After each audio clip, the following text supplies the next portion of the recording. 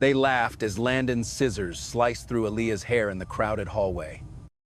Certain that humiliating the new black girl would become Westbridge's favorite joke. Then they planted the scissors in her locker, edited the video, and watched the school label her the threat. Clever, until her father walked in wearing no uniform. Asked 6 questions no one could answer, and placed one police captain's badge on the desk. But the real shock was not who her father was. It was what the deleted cameras were hiding. Stay until the end. The truth will not disappoint you. Write in the comments where you're watching from. The second-floor hallway of Westbridge Preparatory Academy was already packed when Aaliyah Brooks stopped in front of her locker. Monday morning, noise bounced between the polished walls, shoes, scraping tile, lockers slamming, students shouting over one another before the first bell, half hidden behind the school's oversized trophy case. Aaliyah carefully adjusted the old silver hair clip her mother had left her. It was small, scratched, and worth more to her than anything else she owned. She had barely secured it when Brett Calloway appeared beside her with Landon Pierce, Sienna Whitmore, and Ty Cole following close behind. Brett stared at her long, natural curls as though they offended him personally. "Why'd you bring an entire forest to school?" he asked loudly. Several students slowed down. Aaliyah did not answer. She shut her locker and stepped away. But Brett moved into her path. "Relax," he said, smiling. "We're only trying to help you meet Westbridge standards." Landon grabbed her hair from behind and yanked hard enough to snap her head backward. Pain shot across her scalp. Sienna immediately raised her phone, recording vertically while laughing into the camera. "Don't miss this." She called to the students gathering around them. "Westbridge is about to perform a public service." Aaliyah tried to pull free, but Brett seized both her wrists and twisted them behind her back. "Let go of me," she warned, forcing her voice to remain steady. Landon reached into Sienna's art bag and removed a large pair of scissors. For one terrible second, the hallway became quiet. Then the blades closed with a dry, bruta snap. A thick section of Aaliyah's curls fell to the floor near her shoes. The silence exploded into laughter, whistles, and camera flashes. Sienna bent down, lifted the severed hair and held it toward her phone like a trophy. "Westbridge just gave someone a free makeover," she announced. Aaliyah's breathing turned sharp. She drove her weight forward, trying to escape Brett's grip. Her elbow struck his chest by accident, barely hard enough to move him. But Brett immediately stumbled backward and clutched himself with theatrical shock. "She hit me," he shouted. Everyone saw it. The crowd's laughter faded into nervous silence. Brett had already changed the story, and everyone understood what was expected of them. Before Aaliyah could reach the scissors, Landon slipped them into her open locker beneath a notebook. Sienna stopped her recording, deleting the earlier footage and saving only the final seconds showing Aaliyah struggling and Brett stepping backward. When Elena Vasquez, Aaliyah's art teacher, hurried around the trophy case, she saw Brett holding his chest, Aaliyah breathing hard, and dozens of students staring. "What happened here?" she demanded. Brett answered first. He claimed Aaliyah had become violent after they complimented her hair. Landon nodded. Sienna raised her phone and said she had video proof. Ty remained silent, his face pale. "Miss." Vasquez looked past them and noticed the jagged section missing from Aaliyah's hair. "Who cut her?" she asked. No one spoke. Malik Grant stood near the wall, one hand pressed against the phone, hidden in his jacket pocket. He knew his camera had accidentally captured everything. But Brett's father controlled the scholarship that kept Malik at Westbridge. His silence felt safer than the truth. "Ms." Vasquez ordered everyone involved to report to the disciplinary office. Aaliyah bent down to pick up the severed curls, but Sienna placed her shoe directly on them and slowly ground them against the tile. Aaliyah looked up at her, saying nothing. That silence unsettled Sienna more than anger would have. "At the lockers." "Ms." Vasquez asked Aaliyah to collect her belongings. The moment Aaliyah opened the door, the scissors slid from beneath her notebook and struck the floor with a metallic clang. A single dark curl remained caught around the handle. Brett's expression changed from smug amusement to carefully rehearsed concern. "That's what she threatened us with," he said. Landon immediately agreed. Aaliyah stared at the scissors, understanding how completely the trap had been prepared. Minutes later, Vice Principal Denise Rourke stood in the disciplinary office examining the blade. Aaliyah's uneven hair and Brett's written accusation. Her eyes hardened before Aaliyah had spoken a single word. "We are no longer dealing with a hallway disagreement," Denise said coldly. "We are dealing with a student who brought a sharp weapon onto school property in less than 10 minutes. The scissors used to humiliate Aaliyah had become evidence against her, and behind the closed door of the disciplinary office, she was about to discover that the adults responsible for protecting her were already preparing a different version of the truth." Aaliyah Brooks sat alone in a windowless disciplinary room. Staring at the incident report Vice Principal Denise Rourke had placed in front of her, the document claimed that Aaliyah had brought scissors onto school property, threatened Brett Calloway, and caused a physical disturbance during which her hair was damaged. Damaged, as though a careless gust of wind had torn through it. As though Landon Pierce had not closed the blades near her scalp while Brett held both her wrists behind her back. Denise pushed a pen across the table and told her that signing would show cooperation. Aaliyah did not touch it. "Landon cut my hair," she said. "Brett restrained me. Sienna recorded it, and Ty watched." Denise leaned back with the practiced patience of someone pretending the truth was merely one opinion among several. She explained that Brett, Landon, and Sienna had given matching statements, while no independent witness had supported Aaliyah's version. What she did not mention was that the three students had been allowed to sit together in the adjoining room, whispering and revising their stories until every sentence sounded identical. Ty sat with them but barely spoke, staring at the floor whenever Brett looked his way. Inside Principal Conrad Harlan's office, the situation was already being handled as a public relations problem rather than an assault. Grant Calloway, Brett's wealthy father and the school's most valuable donor, had called personally. His message was simple: resolve the matter internally before it endangered Friday's football game or the foundation fundraiser scheduled for the weekend. Harlan assured him that Westbridge would not allow an isolated student conflict to damage the institution's reputation. Elena Vasquez refused to accept that language. She entered Harlan's office and demanded that he review the hallway footage. She had seen the missing section of Aaliyah's hair, the red marks around her wrists, and the terror beneath the girl's controlled expression. Harlan claimed the second-floor security system had been undergoing maintenance and that no recording existed from the time of the incident. Ms. Vasquez challenged him directly. A student was restrained and had her hair cut against her will. That is not a misunderstanding, and it is not a joke. Harlan's expression hardened. He warned her not to inject racial motives into childish behavior without proof.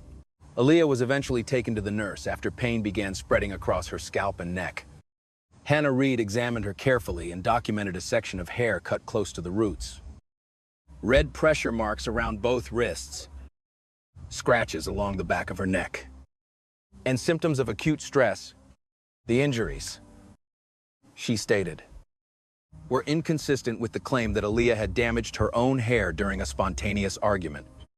When Nurse Reed submitted her report, Denise ordered her to replace the phrase "consistent with being forcibly restrained" with "cause undetermined." Hannah refused verbally, but Denise reminded her that all official medical records belonged to the school. Meanwhile, Aaliyah asked again to call her father. Denise denied the request, saying administrators first needed to decide whether the case should be referred to law enforcement. The irony was almost surgical. They were discussing criminal consequences for Aaliyah while refusing to notify the one adult legally responsible for her. Outside the room, Sienna had already uploaded an edited video titled, "New Girl Goes Crazy After Someone Mentions Her Hair." The clip began only when Aaliyah twisted out of Brett's grip and accidentally struck him with her elbow. It showed Brett stumbling, Sienna shouting, and Aaliyah breathing hard but not the scissors, the restraint, or the severed curls on the floor.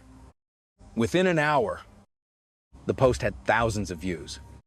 Comments called Aaliyah violent, unstable, and unfit for a prestigious school.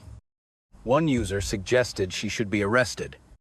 Another praised Brett for showing restraint. While strangers judged her through a deliberately manufactured lie, Aaliyah remembered one detail everyone else had overlooked. Just before Landon grabbed her hair, she had looked toward the hallway camera and seen its green indicator light glowing. The camera had been recording when she told Denise. The vice principal's face changed for only a second, but Aaliyah saw it. Denise immediately summoned a security officer and ordered him to confiscate Aaliyah's phone, tablet, and the memory card from the camera in her art bag, claiming the devices might contain evidence that needed to be preserved. In reality, the school was making sure Aaliyah could not preserve anything herself. Nurse Reed later reopened the medical system to check her report. Every original observation had disappeared. The revised entry contained only one sentence: student self-reported hair pulling, no significant injury observed. Hannah checked the audit history and felt her stomach tighten. The changes had been made using Principal Harlan's administrator account. By noon, Aaliyah was formally suspended, pending a threat assessment. As security prepared to escort her outside, she turned to Denise. "You can rewrite the report," she said quietly, "but you cannot rewrite everything that happened." Denise stepped closer and lowered her voice. "Young lady, you have no idea how this school works." Aaliyah left Westbridge labeled as the danger, while Sienna's false video continued spreading. But only a few blocks away, a patrol officer was about to read Aaliyah Brooks's name on the school report and recognized the family Westbridge had deliberately refused to call. Officer Jamal Turner was halfway through reviewing the morning incident reports at Belhaven Police Headquarters when one name stopped him cold. The notice from Westbridge Preparatory Academy described a 16-year-old girl who had allegedly brought scissors to school, threatened several students, and been suspended after a violent confrontation. Jamal almost skimmed past it until he saw the student's name, Aaliyah Brooks. He looked across the bullpen toward Captain Isaiah Brooks, who was speaking with a desk sergeant near the windows. Jamal read the report again, hoping he had mistaken the surname. He had not. Aaliyah was Isaiah's daughter. Jamal approached carefully and asked whether the captain already knew about an incident at Westbridge. Isaiah's expression tightened. "What incident?" Jamal handed him the report. For several seconds, Isaiah said nothing. The school had notified the police, described his daughter as armed and dangerous, and recommended possible criminal review, but no one had called him. He dialed Aaliyah immediately. The call went straight to voicemail because her phone was still in the school's possession.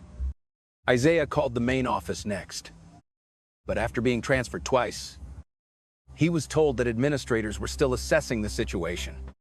10 minutes later, he left headquarters in plain clothes. He did not take a patrol car. He did not bring officers. He went to Westbridge as a father. Principal Conrad Harlan and Vice Principal Denise Rourke did not recognize him when he entered the office. They saw only a tall black man with controlled anger in his eyes and treated him like an inconvenient parent, arriving too late to change a decision they had already made. Harlan invited him to sit, then delivered the school's version in the smooth, bloodless language of institutional self-protection. According to him, Aaliyah had brought a pair of scissors onto campus, become agitated during a disagreement, threatened Brett Calloway and the others, and somehow damaged her own hair in the confusion. Denise added that the school was prepared to limit the punishment to a 5-day suspension if Isaiah agreed not to challenge the finding. Otherwise, she warned, the matter might be forwarded for criminal charges. Isaiah listened without interrupting. Then he began asking questions. He requested the full hallway footage, the original medical report, the unedited video recorded by Sienna, the written log showing when Aaliyah's guardian had been contacted, the evidence collection record for the scissors, and the names of every person who had handled them. Denise's confidence began to fracture. There was no evidence log. The scissors had been placed inside an ordinary office bag and passed between a security employee. Denise, Harlan? And at least one staff member without gloves. Isaiah asked whether fingerprints had been preserved. Neither administrator answered. He asked when the camera failure began, who confirmed it, whether a maintenance ticket existed, and why a security system supposedly under repair still displayed an active green light. Harlan repeated that the cameras had malfunctioned, but he could not give a time, a technician's name, or a service record. Isaiah finally removed a business card from his wallet and placed it on the desk. Harlan glanced down, read the title, and visibly lost color. Denise stood so quickly that her chair scraped the floor. The man they had just threatened with criminal charges was Captain Isaiah Brooks, commander of the Belhaven Police Department's Central Division. Harlan's voice changed instantly. The armed student became a distressed young lady. The threatening incident became an unfortunate misunderstanding. Denise began saying that no final decision had been made. Isaiah stopped them. "Do not change your language, because you know my rank." He said, "Use the same words you would have used if her father worked nights at a warehouse." Harlan attempted a softer strategy, suggesting that the matter be handled privately to protect Aaliyah from further media attention. Isaiah looked at the edited video open on Harlan's computer and replied, "You are not protecting my daughter from publicity. You are protecting Brett Calloway's reputation and his father's donations." Harlan denied favoritism, but Isaiah pointed to the holes in the process one by one. No guardian notification, no preserved evidence, no separate witness interviews, no complete footage, and a medical report that appeared to have been altered. He announced that he would file a formal complaint as Aaliyah's father, but he would not use his command authority or allow Belhaven officers under him to lead the investigation. To remove any conflict of interest, he requested Detective Naomi Calder from the County Oversight Unit. Aaliyah was waiting in the school parking lot with Ms. Vasquez when Isaiah came outside. Her uneven hair had been covered with a hood, but the humiliation was still visible in the way she kept one hand near the side of her head. She did not cry about the curls lying on the hallway floor. She cried because thousands of students and strangers now believed she had attacked Brett. "They already decided who I am," she whispered. Isaiah stood in front of her and waited until she looked at him. "I cannot promise you arrests," he said. "I cannot promise the school will admit the truth quickly. But I promise they will not be allowed to rewrite what happened to you." Later that afternoon, Naomi reviewed the school's notification timeline. The report to police had been submitted before any documented attempt to contact Aaliyah's family. Westbridge had prepared to treat her as a suspect before giving her father a chance to hear her voice. Naomi immediately issued a preservation request for all security footage, access logs, and administrative records. Dean Marlowe, the school systems manager, responded with a discovery far worse than a malfunction. The footage between 811 and 819 that morning had been deleted manually. The deletion occurred only 17 minutes after Aaliyah's hair was cut. The command had been sent from a computer inside Denise Rourke's office. Naomi looked at Isaiah across the table. "This is no longer just a school bullying case," she said. "Someone started destroying evidence before you even knew your daughter had been hurt." Isaiah stepped back from the investigation exactly as promised. But the people behind the cover-up were beginning to understand their real mistake. It was not that they had targeted the daughter of a police captain. It was that they had left a trail for an investigator they could not control. 2 days after Aaliyah Brooks's suspension was temporarily lifted, she returned to Westbridge Preparatory Academy under the cold attention of students who had already judged her through Sienna Whitmore's edited video. The district attorney had warned the school that it could not continue punishing Aaliyah while the investigation remained unresolved. But permission to return was not the same as protection. Someone had written "Scissor Girl" across her locker in black marker. Printed images of her uneven hair had been taped to desks and bathroom mirrors. While social media accounts turned the moment of humiliation into memes, Aaliyah kept her head covered with a dark scarf and moved through the halls without reacting. Every insult seemed designed to make her explode, because anger was the only evidence Brett Calloway's group still needed. During physical education, Aaliyah entered the girls' locker room to retrieve her gym bag. Sienna was already waiting beside the benches with two girls from the cheerleading squad. Her expression was soft enough to resemble regret. "I wanted to apologize," she said, stepping closer. Aaliyah stopped several feet away. She had learned that Sienna's kindness usually appeared only when a camera was nearby. Before she could turn back, Sienna grabbed the scarf and tore it from her head. Exposing the jagged section, Landon had cut close to the scalp. The two girls laughed. Outside the locker room door, Brett and Landon stood in the athletic hallway with their phones raised, broadcasting the confrontation live. They could not film inside, but they could capture every shout and wait for Aaliyah to come out looking violent. Sienna lifted a bottle of thick styling gel from the bench and squeezed it over Aaliyah's remaining curls. The cold, sticky substance ran down the side of her neck. "You should shave the rest," Sienna said. "Then everyone might finally stop staring." Aaliyah reached for the door, but one of the girls moved in front of it. When Sienna grabbed her shoulder, Aaliyah pushed her away just hard enough to escape. Sienna deliberately threw herself backward into a metal bench and screamed. Brett immediately called Vice Principal Denise Rourke, announcing that Aaliyah had attacked another student. By the time Denise arrived with campus security, Sienna was sitting on the floor pretending to be injured, while Brett repeated that he had heard everything from the hallway. Denise did not ask why the locker room door had been blocked, or why gel covered Aaliyah's hair and clothes. She simply ordered security to hold Aaliyah near the wall. As Aaliyah reached for her gym bag, she felt something heavy inside. A battery-powered hair clipper lay beneath her clothes beside a handwritten note. "Finish it yourself, this time." Denise picked up the clipper with a tissue and stared at Aaliyah as if the trap had already become fact. She suggested that Aaliyah had planted it herself to create another accusation against Brett's group. Ms.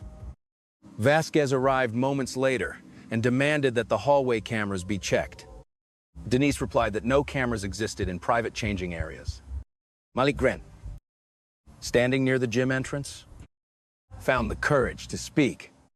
"The camera does not need to be inside," he said. "The hallway footage will show who brought the clipper in."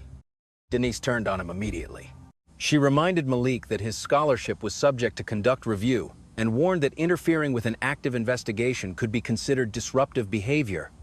The threat worked. Malik lowered his eyes, but his silence no longer felt safe. It felt purchased. Later, while Aaliyah waited outside the office, her confiscated phone was briefly returned so she could contact her father. A message from Malik appeared before she could call. He admitted that his phone had captured the entire first attack, including Landon cutting her hair and Brett holding her arms. He had not surrendered it because Brett's father financed the scholarship that allowed Malik's family to keep him at Westbridge. Aaliyah could have demanded the video. Instead, she told him to protect himself and share it only when he felt safe. Her restraint made Malik feel worse than any accusation could have. Across the athletic wing, Ty Cole watched Brett celebrating as though the second setup had succeeded. Ty had been silent during the first attack, but the fire in Brett's confidence now frightened him. When Brett left his phone on a bench, Ty unlocked it using a passcode he had seen many times. He found the group chat and took a screenshot of Brett's message. "We need to make her swing first before the police find the real video." Ty sent the image to Aaliyah. It was the first direct proof that the locker room ambush had been planned to manipulate the investigation. But before Ty could erase the evidence of what he had done, Brett appeared behind him. He saw Aaliyah's name on the screen and understood immediately. Landon seized Ty's arms, while Brett dragged him toward the equipment storage room at the end of the athletic corridor. They forced him inside and locked the door from the outside. Brett leaned close to the narrow window and smiled. "You chose her side," he said. "Now you are going to learn what this school does to traitors." Aaliyah finally had proof of a deliberate conspiracy. But the student who had risked everything to send it had vanished somewhere inside Westbridge, and this time, the school's silence could leave someone seriously hurt. Ty Cole had been trapped inside the athletic equipment warehouse for nearly 20 minutes when Brett Calloway decided fear was not enough. Landon Pierce had only wanted to lock Ty inside until the buses left. just long enough to teach him what happened to people who betrayed the group. Brett wanted something more useful. He wanted Ty to look guilty. After taking Ty's phone, Brett dragged a container of industrial cleaning solvent from beneath a maintenance shelf and poured a thin trail near a rack of old uniforms and foam training pads. Then he activated a portable smoke device, normally used during football entrances. His plan was simple: create enough smoke to trigger suspicion, accuse Ty of vandalism, and destroy whatever credibility the witness still had. But the device sparked when it hit the concrete. The flame caught the solvent instantly.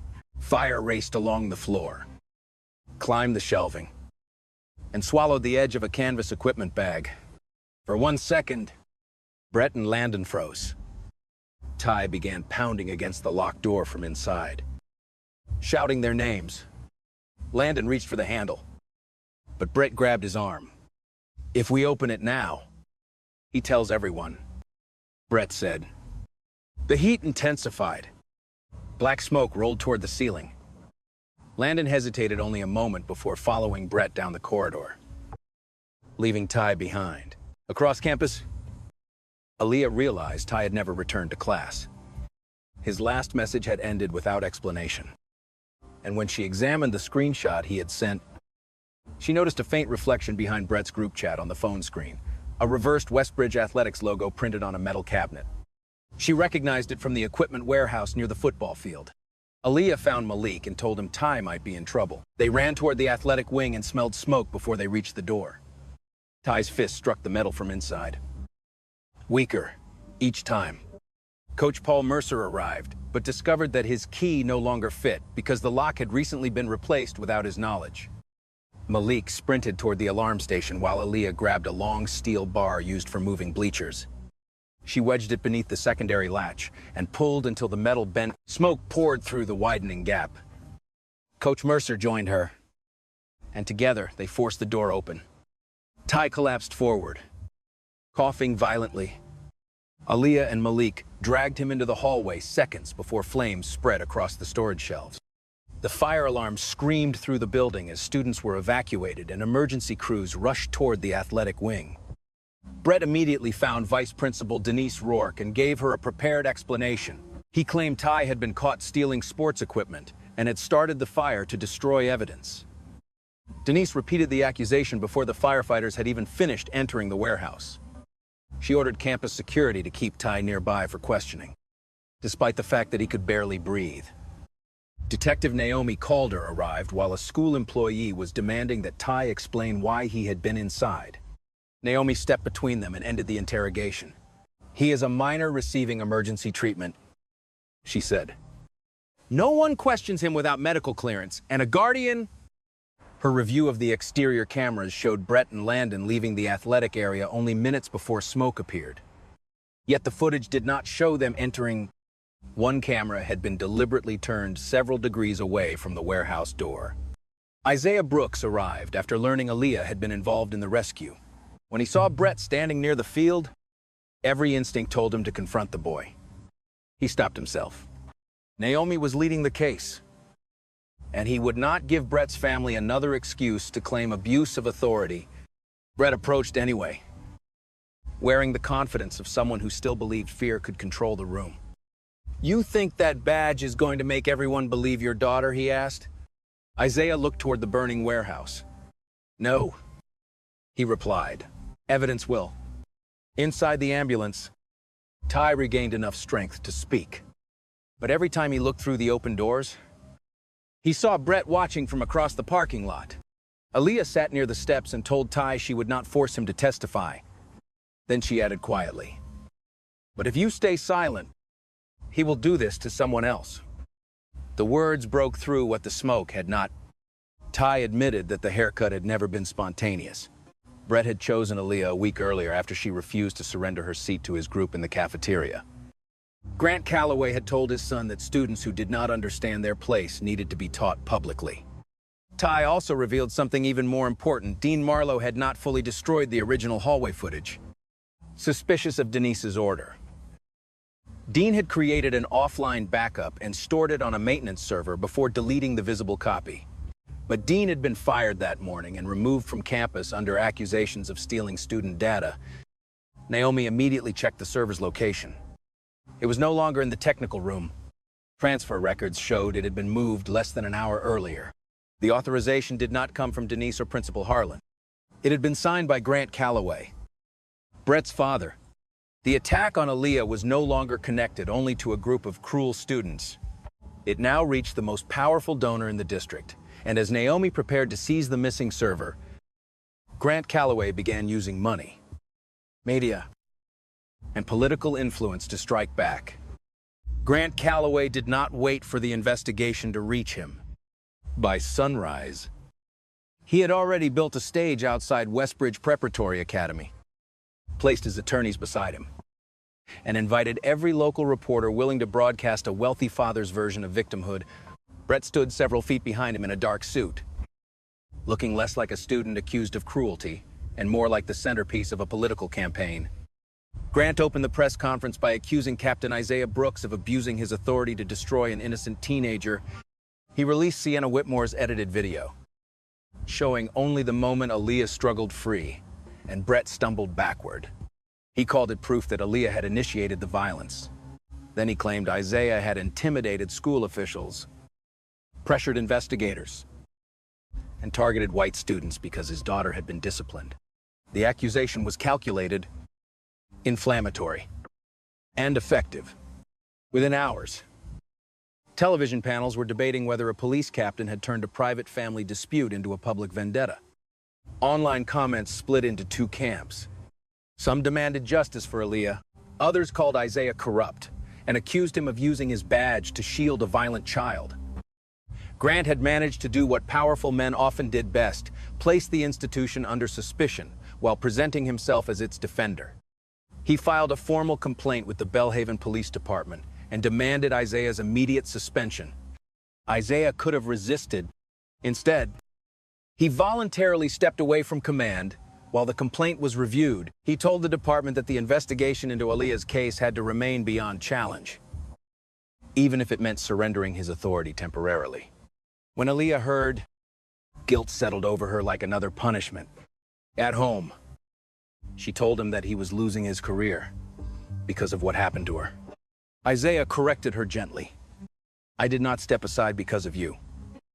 He said, "I stepped aside because I will not let anyone claim the truth was created by my position." His answer did not erase her fear, but it changed its shape. For the first time, Aaliyah understood that power could be used not only by acting, but also by knowing when to remove oneself from the center. That afternoon, the school board held an emergency meeting. Principal Conrad Harlan presented an internal report concluding that there was insufficient evidence to determine who had cut Aaliyah's hair. He recommended mediation between all students involved and suggested closing the case as a mutual conflict. Aaliyah stared at him in disbelief. She refused to sit in a room with the same students who had restrained her, cut her hair, planted objects in her belongings, and staged a second attack. Grant's attorney then offered the Brooks family a private financial settlement, full tuition at another school, and relocation assistance. In exchange, Aaliyah and Isaiah would sign a confidentiality agreement and withdraw every complaint. Isaiah read the first page, tore the document in half, and placed it on the boardroom table. Grant leaned back and smiled as though he had expected the performance. He accused Isaiah of sacrificing his daughter's future to satisfy his own pride. Before Isaiah could answer, Aaliyah spoke. "You are not paying to protect my future." She said, "You are paying to make your son's past disappear." The room went silent. Not because Grant had been defeated, but because someone he considered powerless had described his strategy perfectly. While the hearing continued, Detective Naomi Calder attempted to secure a warrant for the missing maintenance server. Grant's attorneys delayed the request by arguing that the device contained confidential records belonging to thousands of students. The legal dispute bought enough time for a Callaway Foundation truck to remove the server from district property and transfer it to a private storage facility.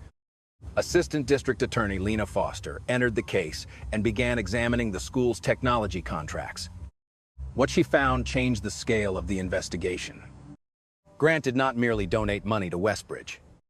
One of his companies operated the district's surveillance network, Surveille Maintenance, disciplinary databases, and long-term data storage. His organization had access to camera footage, medical notes, student conduct files, and administrative logs across multiple schools. The same man defending Brett had possessed the technical ability to alter or erase evidence for years. Naomi began reviewing older complaints involving Brett. She located a former student who had accused him of assault 2 years earlier. That case had followed the same pattern: missing video, rewritten medical records, contradictory witness statements, and a sudden transfer forced upon the accuser. Then another file surfaced.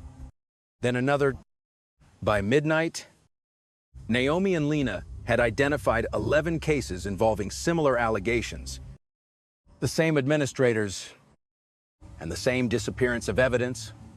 Aaliyah was not the first student the system had failed. She was simply the first one whose father's position made the failure impossible to bury quietly. Lena placed the files across the conference table and looked at Naomi.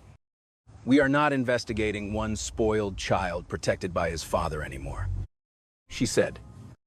"We are looking at a system that has been erasing victims for years." As former students began finding the courage to come forward, the case widened into an organized cover-up. But testimony alone would not be enough to break it. Naomi still needed the original hallway footage, and the server containing it was already being prepared for destruction. ADA Lena Foster secured the emergency search warrant less than an hour after a warehouse employee admitted that several hard drives had been marked for destruction before the end of the day. Detective Naomi Calder led the team to the Callaway Foundation's private storage facility, where the missing Westbridge server was already suspended above an industrial shredder.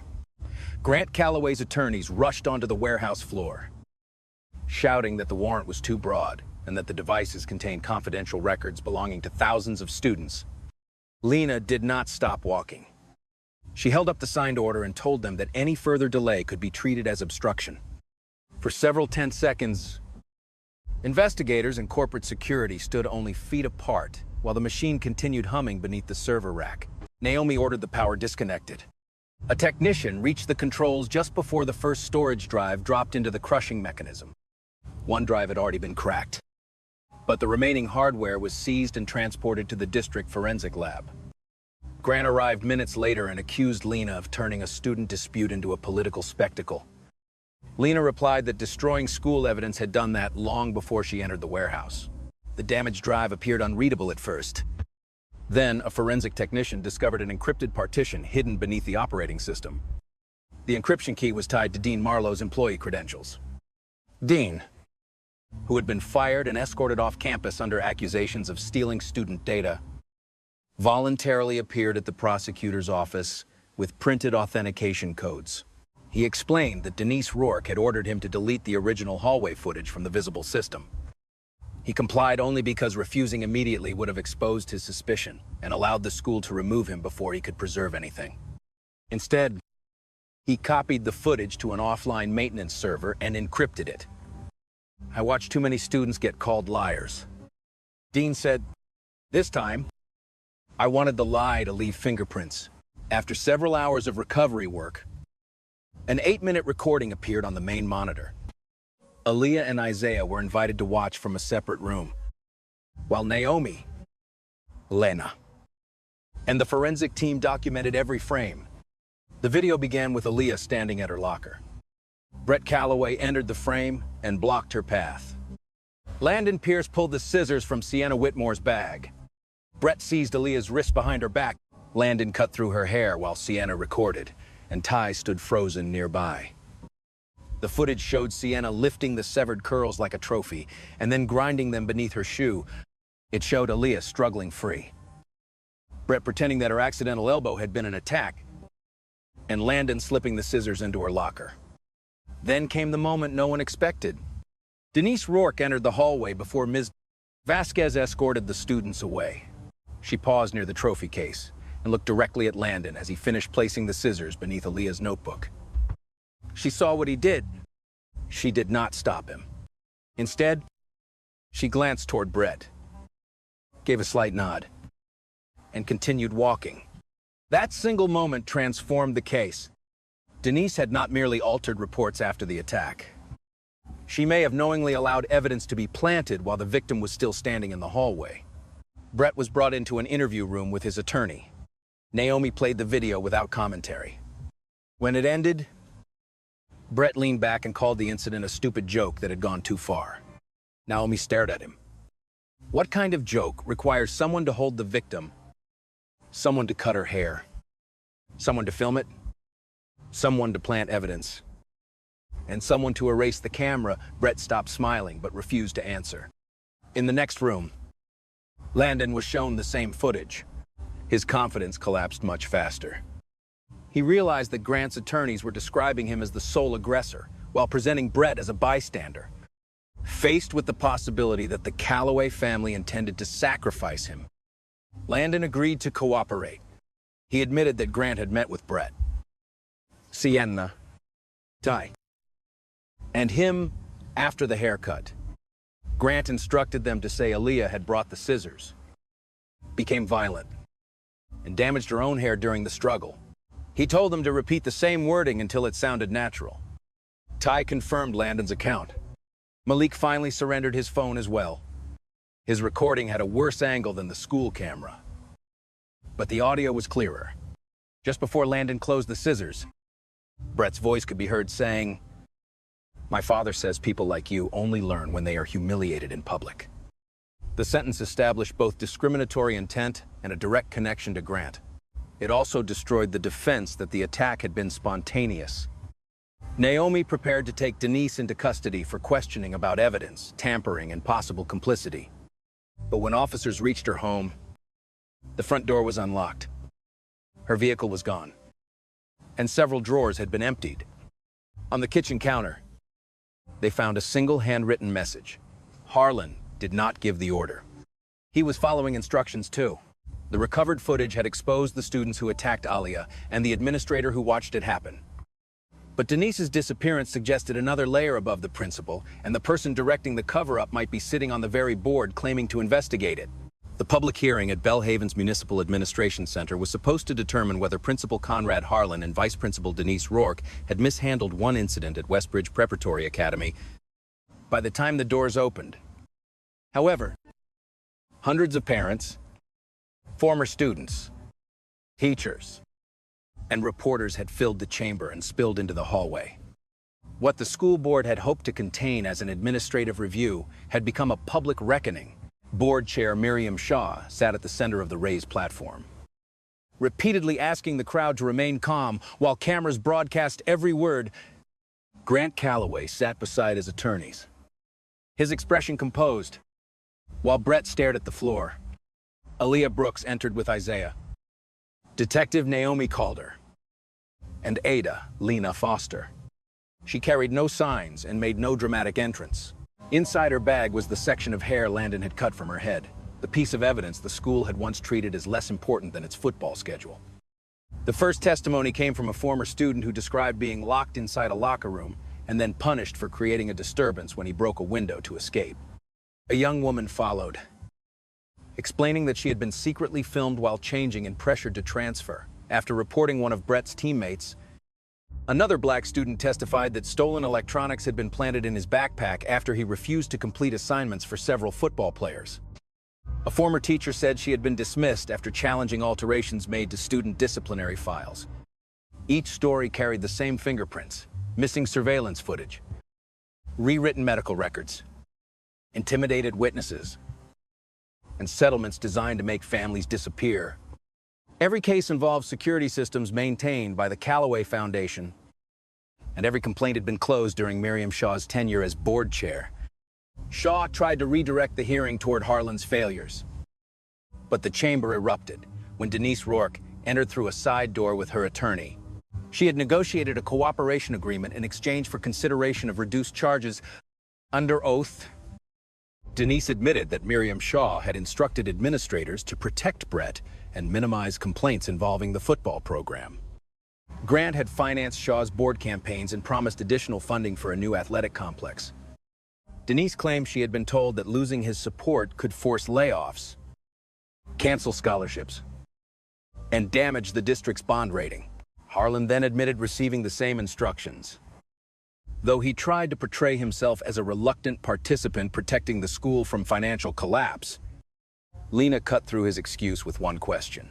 When did protecting a building become more important than protecting the children inside it? Harlan had no answer. Aaliyah was invited to speak. She walked to the witness table, opened her bag, and placed the severed section of hair inside a transparent evidence pouch before the board. She did not demand revenge or ask anyone to feel sorry for her. "You called this a joke," she said. "But to protect that joke, you changed medical records, deleted camera footage, threatened witnesses, planted evidence, and burned a warehouse." Her voice remained steady as she looked directly at Shaw and Grant. "A joke ends when people stop laughing. This continued because too many adults were being paid to stay silent." Lena then displayed financial records connecting Grant's donations to reductions in officially reported disciplinary incidents. One email showed him offering increased funding if Westbridge lowered the number of cases associated with the football program. The discovery proved the corruption extended far beyond protecting Brett.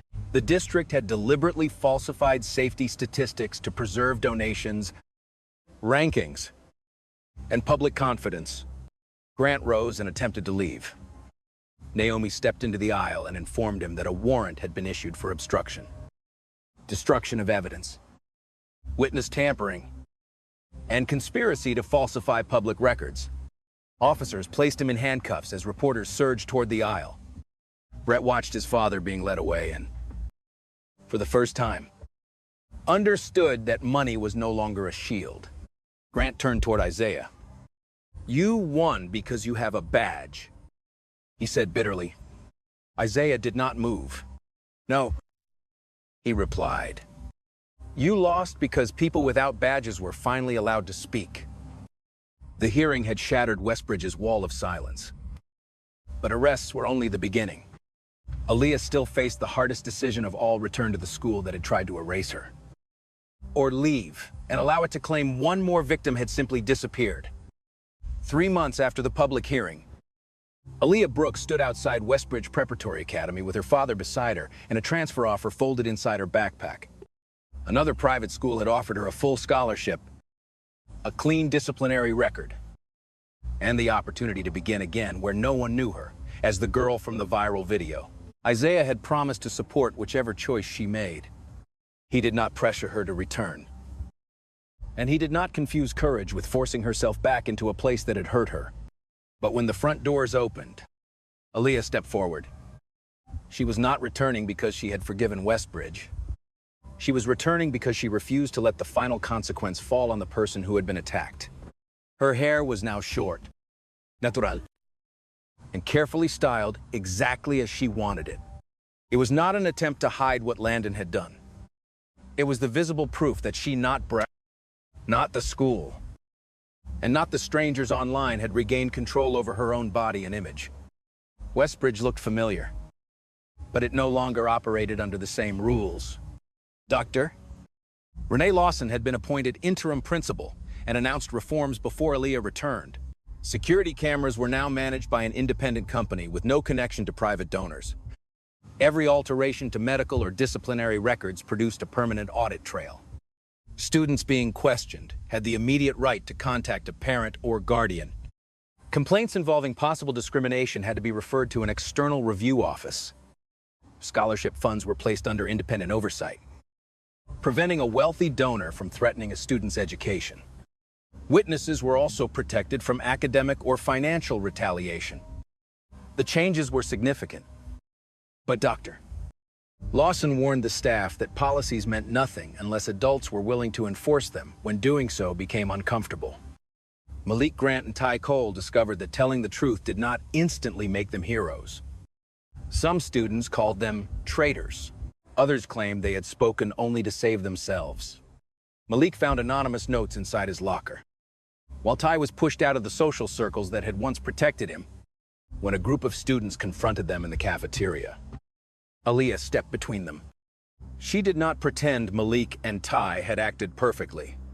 They were silent when they should have spoken. She said. Then they told the truth when silence was easier. Speaking late is still better than staying silent forever. Her words did not erase their mistakes, but they made it clear that accountability and redemption could exist together. Ms. Vasquez transformed an unused classroom near the library into a student support space called the Open Door. Students could report bullying there, preserve digital evidence, speak with a counselor, and request an outside advocate before meeting administrators. Nurse Hannah Reed volunteered several afternoons each week, teaching students how to document injuries and protect original records.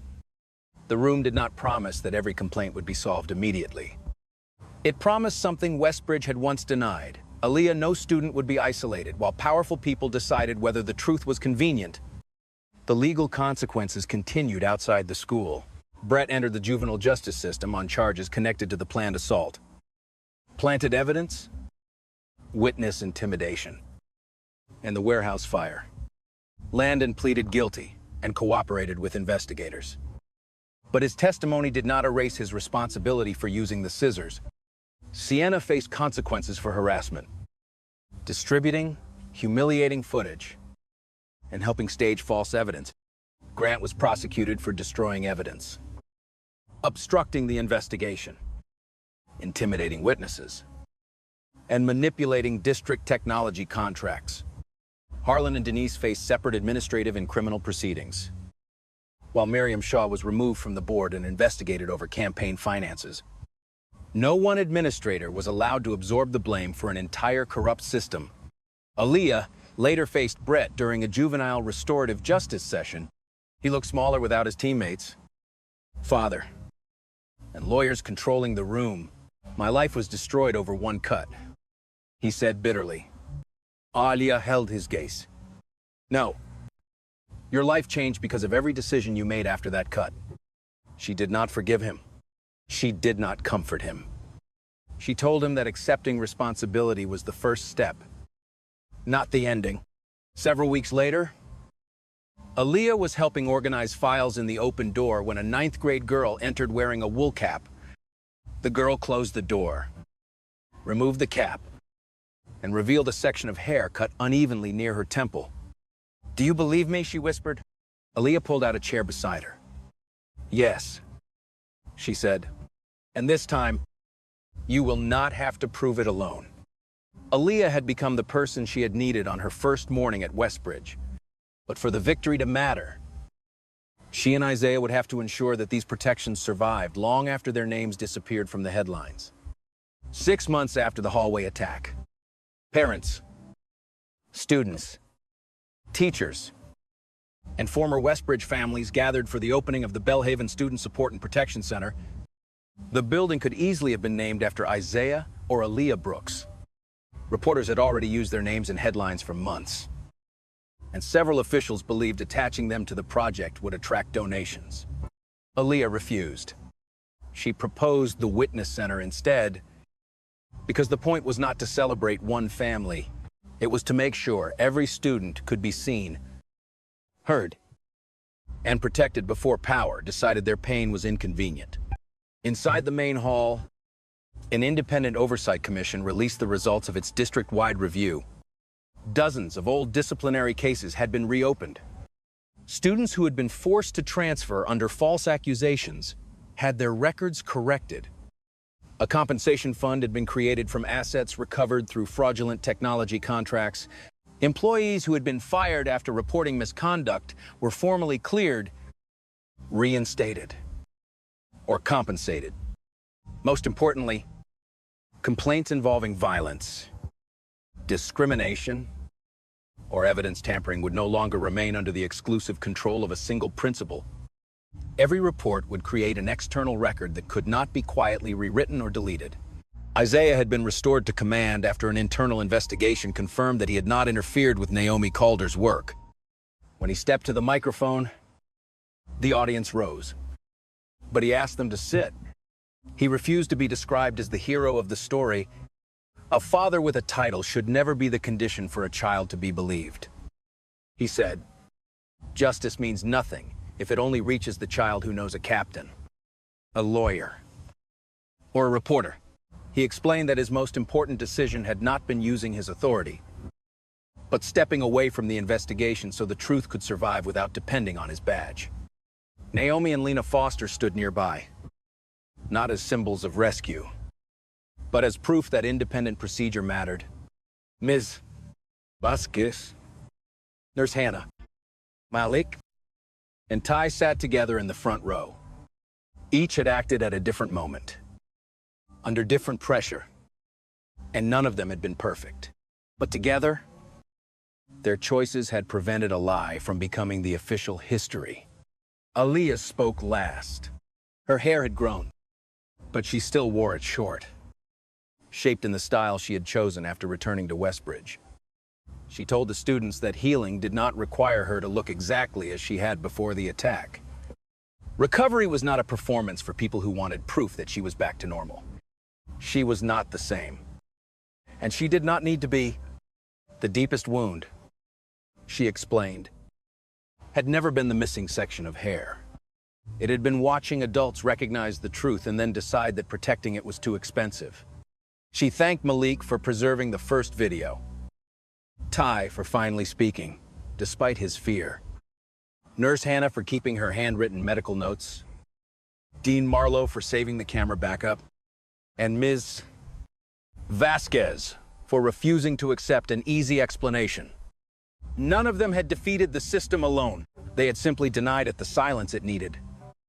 Then Aaliyah removed the old silver hair clip that had belonged to her mother. For years, she had worn it as a private connection to the person she had lost. Instead of placing it in her hair, she walked toward a framed painting hanging near the entrance of the witness center and attached the clip to the bottom corner. The painting showed a black girl standing in a crowded school hallway while dozens of phones pointed toward her. At first glance, she appeared alone. But behind her stood rows of students, teachers, nurses, technicians, and parents who had once remained silent and were now stepping forward. The painting did not erase the attack. It changed who controlled its meaning. Aaliyah returned to the stage and looked across the rows of Westbridge students. They thought cutting part of my hair would cut off my voice, she said. But those scissors did not make me smaller. They only opened the first crack in the wall they had built to hide everything. No dramatic applause could undo what happened. And no single ceremony could guarantee that institutions would never fail again. That was why the center had written procedures: independent oversight, protected evidence storage, outside reporting channels, and real consequences. The final lesson was not that Aaliyah received justice because she was the daughter of a police captain. She became a symbol because, when the system demanded that she disappear, she forced it to look directly at what it had done. Aaliyah's hair would continue to grow, but something more important had already changed. From that day forward, no student at Westbridge would have to rely on a parent's rank, money, or influence to be believed, because justice had finally been built into a process instead of reserved as a privilege. The scissors snapped shut, and a thick piece of Aaliyah's hair hit the hallway floor while the bullies laughed like cruelty was a school tradition. Then they planted the weapon in her locker, edited the video, and convinced the adults that the black girl they attacked was somehow the danger. Pathetic, isn't it? But their little performance collapsed the moment her father entered the office, asked for the camera logs, and revealed he was the captain of the police force. Still, his badge was not the biggest shock. What those deleted 8 minutes exposed was far worse. Where are you watching from? Stay until the end. The ending will not disappoint you.